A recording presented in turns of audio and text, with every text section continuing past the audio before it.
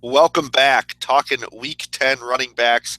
Now, I still do not have a bottom third, but I am still Ricky Sanders. I am still with Jim McCormick, who is identified, so you could be able to tell that it's him at all times, but I will promise you that I am Ricky Sanders. We'll save this story for a later date, Jim, but basically the polls didn't believe me when I was voting because I signed them wrong.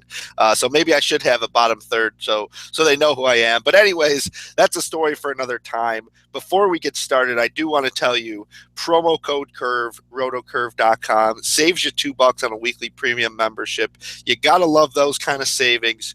What does something like this include? You get exclusive position rankings, projections, cheat sheets for each week. You get must-have tools. You get optimized DFS lineups. If you haven't signed up for it by now, you are literally behind the curve, no pun intended. So go ahead, pay $5 instead of $7 for your premium weekly membership. Jim, running back this week is very difficult because a lot of them look like they're in great spots.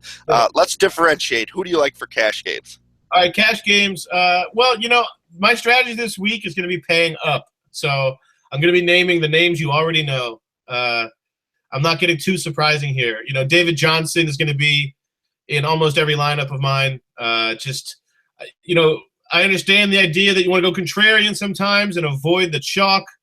But cover me in chalk with David Johnson. This guy, the 49ers allow 32% more rushing yards per game than any other team. That's ridiculous. If you're a third worst than the Browns at anything, then that's just impressive. That's also 1.5 touchdowns per game to running backs on the ground. So you can just feast. This is a 200-yard total game type of setup. I mean, obviously, the floor is already so high with his usage. He's Le'Veon Bell in a lot of ways, except, we might even get more volume and the matchup's better, right? So, I love this situation here. I also like Carson Palmer, like I said. That's more of a tournament play, but I just think the floor is so high with Johnson. It's over 20 points, which is ridiculous. And then the other guy is another really high floor guy. I don't think the price is high enough for Melvin Gordon. These last 2 weeks are really cementing his status as a total yardage monster. I know he started off the season slow, but something's happening here with his rushing efficiency. It's going up, and he leads the league since week 2, since Woodhead went down. He's got 84% of the San Diego's carries. The next closest guy in the league over that span is 76%, and that's Todd Gurley. So if you have 85% of the carries, he's also seventh among all backs on the season in target share with 13.6%. So that's a higher, market share of his passing game than Gio Bernard, Devonta Freeman, Darren Sproles. I mean, these are like PPR guys, and he's not only the most dominant market share in rushing, but he's got one of the most impressive floors for receiving. I just love the setup. I know Miami's been somewhat stout against the run with Ndamukong Suh, but, we also have to factor in the fact Gordon has 50 red zone touches. The next closest back is Devonta Freeman with 35. So, I mean, that's 3 games worth of red zone touches if you're a feature back. So it's an amazing floor. Those are 2 guys. Now, here's the caveat. In order to afford, I'm not going to get both of these guys in cash lineups. That's going to be difficult unless I'm going to just go, bottom dollar at receiver. So I'm going to focus on having one of those guys in the cash lineup, and then I want to get Darren Sproles in there. We talked about Sproles, but, you talked about Carson Wentz in this over-under for Philly. What, it's approaching 50, isn't it? It's 49 or 50. It is 50, I think. It's a 50 and it's a toss-up. That's what I mean. So it's a 50-point pick'em, essentially. And then Sproles, I mean, I know we keep hearing lip service about Ryan Matthews. The snaps tell the story. The touches tell the story. This new look kind of post-Lane Johnson team doesn't run the ball, not effectively. And if they are running it, Sproles is getting the touches. He has 28 carries the last 2 weeks. More impressively, he's got 16 targets. He only caught 3 passes last week, I think, but he had 9 targets. And there were a number of plays where, Wentz kind of overthrew him or just was off kind of panicking. Like some of the poise that we saw from Wentz is kind of eroding. He's looking like a rookie. But that's okay for me, especially because he's going to rely on his security blankets. I'm going to talk about Jordan Matthews in the receiving, section, but just a spoiler alert, he's going to pass a lot to Sproles and Matthews. That just seems like kind of the pattern. And he's going to throw the ball, 40-plus times, right? He's been doing that recently. You even said he's passing more than he wants to pass. Well, I think that factors into Sproles. So those are my cash guys. I think pairing Sproles with, say, like a 14, 15-point kind of fantasy expectation with one of these 20-plus guys, you can get a really nice backfield. and he helps. He's only 4,300 on DraftKings. He really makes it affordable, especially if you go Gordon. Yeah, I was going to say this is definitely a three-back kind of week on DraftKings. If you're playing fantasy draft, it might be a four-back week because there's just so many, and their price compared to the top guys at receiver is a lot more affordable. So I think David Johnson and Sproles are guys you got to lock into cash, and then the question is the roster construction. And I think there are a lot of options you could go with this week. I think on FanDuel, Devontae Freeman, if we still don't see Tevin Coleman, is a lock against the Eagles, and then on DraftKings it gets harder. I mean, you mentioned middle tier on DraftKings isn't as appealing as it is on FanDuel. Right. I mean, DraftKings, it does get a little harder because there are so many backs up there who are pretty expensive. I mean, Le'Veon Bell, 7,700. He kind of had a bad week for him last week, but he caught so many passes that he still at least made it somewhat respectable. I mean, Ezekiel Elliott's right there in terms of price with David Johnson. That's going to be tough to do. So the guys I like for cash are Jay Ajayi against this San Diego team is kind of your second tier back. San Diego, not really anything special against opposing backs, but Jordan Howard is kind of a guy who stands out to me, who I don't think a lot of people will be on. We're talking about this Bears offense. I think they're really interesting this week. I mean, Tampa Bay's allowed 29 points per game, 117.9 rushing yards per game, and the sixth most fantasy points to opposing backs. And I think that coming off a bye, it had to be an awakening for Coach John Fox, especially after 153 yards against the Vikings last week for Howard. We kind of saw the running game stagger for a while when he was going back to using a mix of Howard, Carey, and all them, whereas he goes to Howard and he gets a big performance. So now Howard's much cheaper than the guys we're talking about. I mean, 11,300 on fantasy draft. So really the price of a low end wide receiver too. And I think he's got some serious upside. I don't think they're going to go back to this committee. I think against a team that's susceptible against the run, we've seen a bunch of mediocre backs get it done against them. I think Jordan Howard is a true RB1 in this matchup. And I think a lot of people are going to spend up for a lot of them, but I think we could get, 20, 25 fantasy points out of him. So I think in order to, get a top receiver, get a top back, get a secondary receiver that you like, this is the way to do it in terms of price. So I like Howard for cash. Let's go to tournaments because there's so many options. Who do you like in tournaments that we haven't talked about? I like Howard's one of the guys I like. I think a lot of people aren't expecting. I think people are pricing in or expecting variance, to hit his profile. And I think I agree with you that Fox is going to have to source some stability in that offense to complement Cutler. And, to be honest, they don't want Cutler dropping back a lot. I like Cutler to an extent. I even like him in cash, but they're going to try to get Howard the ball 20 times. I actually like Mark Ingram here in tournaments. I think last week was the week that people really got him at a lower ownership, at least in the sense that there was some difficulty trusting him coming off that fumble game. But here's the thing. Derek Wolfe is out. Brandon Marshall's most likely out. These are the two of the best run defenders for Denver. And Denver has this well-earned defensive reputation, but they're 26 against backs on DK's scoring model. They're also just generous in general, giving up 120 yards rushing to running backs per game. Week 8 was the outlier for Ingram. Other than that, I'll go to his past 5 games if we remove the fumble game. He's had 21, 25, 19, 20, and 17 combined rushes and targets. He's averaged 17.5 fantasy points leading up to last week's 34-point game. It's over 20 if you include that. So he's not priced like a 20-point fantasy back.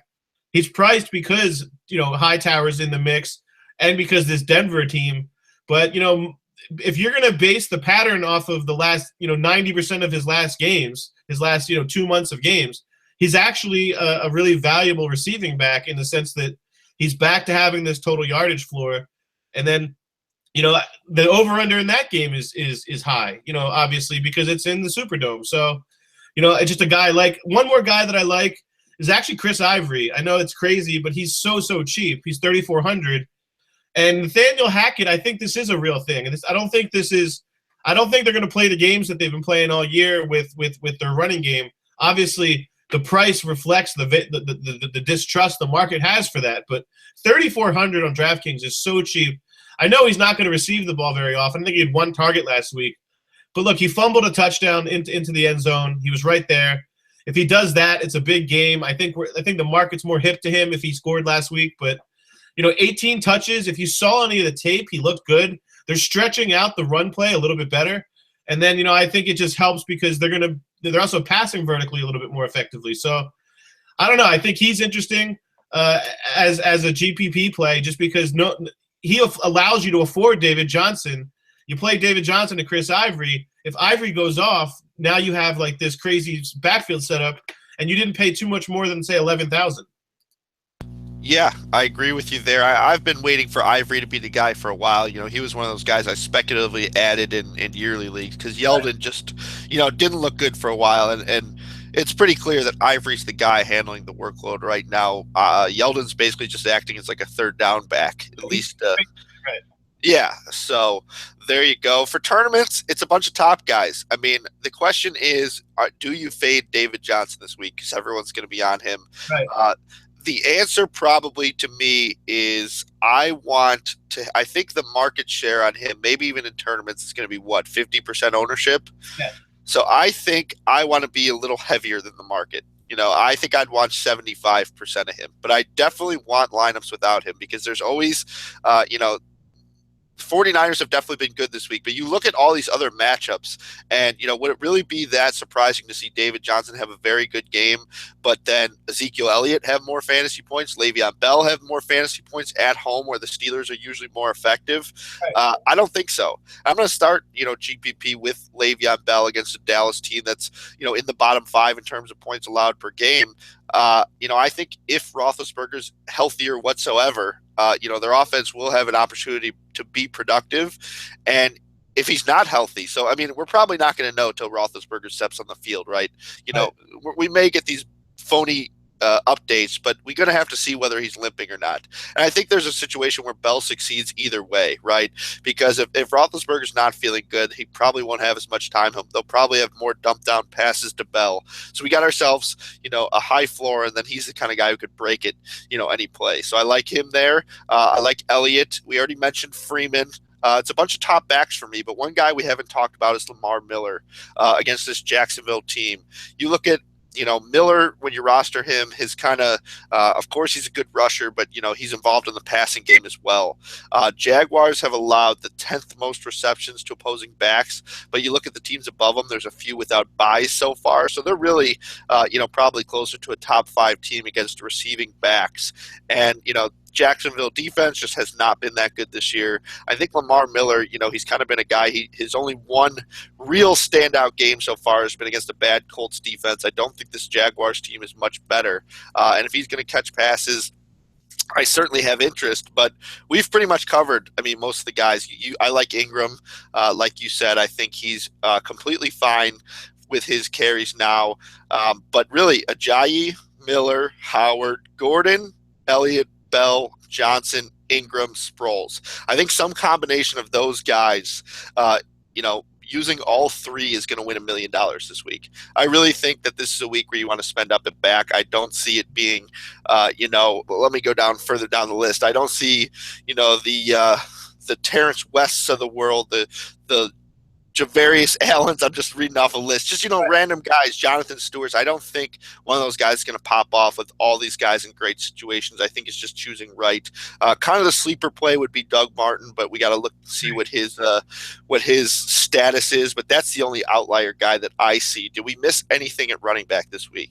No, I think you got it. And then one other guy, obviously, because you're mentioning Martin. If Hyde is out, I think DeJuan Harris is another guy to look at just because, they even when they're down, their game script still focuses on the running back. Like Chip Kelly, being an Eagles fan, I can tell you this, he doesn't care if he's down 30. He's still going to try to run the ball and get his ball to his backs. So I just think Harris is a guy for 100 total yards who'd be interesting if Hyde is ruled out, because Hyde's still wearing that non-contact jersey.